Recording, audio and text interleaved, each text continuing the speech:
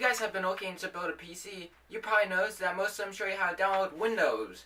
Well, you could use a free version of Linux, but some of you just find yourself too irresistible from Apple, but just don't like their high price tags on their computers. Well, guess what, guys? There's a community that's figured out a way to download Mac OS on a computer that's not running Apple hardware. So what's the process for this? You guys are probably thinking, do you just throw a Mac OS on a USB and just boot up from your computer? Well, sadly, no.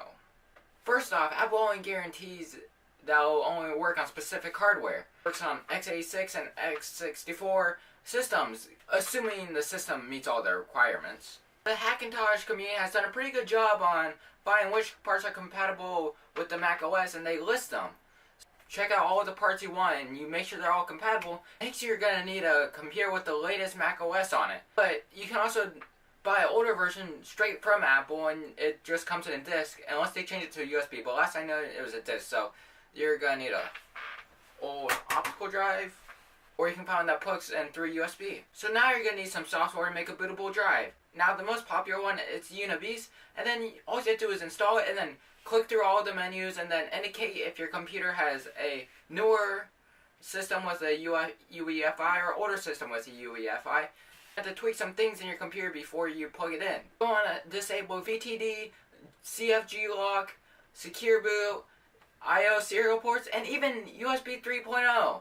Then you want to enable XCHI hands-off. Now you're finally ready to download Mac onto your computer. After this, you're going to want to make your Mac OS a bootable target disk, because it doesn't do this automatically. Use it to make it your target disk is multi-beast. You guys are probably thinking, Jeff, are they going to throw me in jail? Are they going to sue me for doing this? Well, downloading the Mac OS from the App Store on your Mac is technically free, but it's still technically software piracy because you're in breach of the end user license agreement.